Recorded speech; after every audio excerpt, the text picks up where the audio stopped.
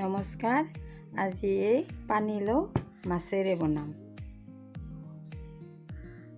এফাল পানীলাও সৰু সৰুকৈ কাটি লৈছোঁ। লগত লৈছোঁ পিঁয়াজ এটা, জলকীয়া দুটা, আদা এচামুচ পেষ্ট, আকৌ জিৰা গুড়ি 1 চামুচকৈ অকণমান কম, পাঁচফোৰণ লৈছোঁ আধা চামুচ আৰু নিমখ জোখত যিখিনি লাগে সেইখিনি দিব। মই এচামুচ লৈছোঁ। আকৌ হালধি গুড়ি এচামুচ। এইখিনি এতিয়া মই এই মাছখিনি নিমখ আৰু হালধিৰে মিক্স কৰি লৈছোঁ। কেৰাহীটো গৰম হ'ল, এতিয়া মই তেলটো দি দিছোঁ। এতিয়া মাছটো বহাই দিম।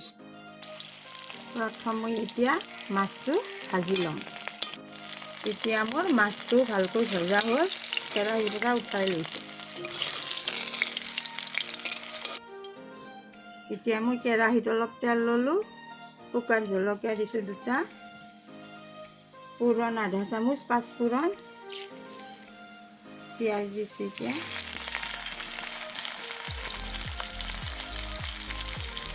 আদা পেষ্টটো দি দিছোঁ,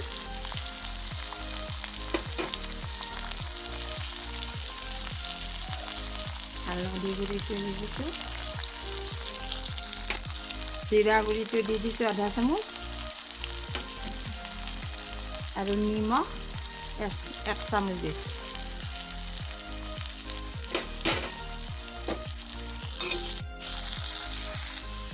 এতিয়া মই ভালকৈ এনেকৈ লাৰি দিছোঁ। এতিয়া মছলাখিনি ভজা হ'ল, এতিয়া এই পানীলাওখিনি বহাই দিছোঁ।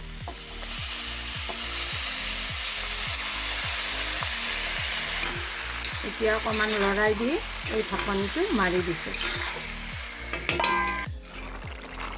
এতিয়া মোৰ 8 মিনিটমান হ'ল। এতিয়া মই মাছটো, ভজা মাছটো ইয়াত বহাই দিছোঁ।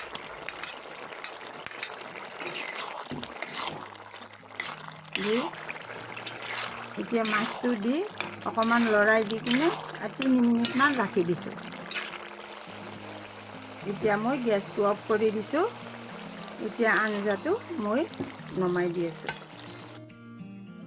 এতিয়া আমাৰ আঞ্জা ৰেডি।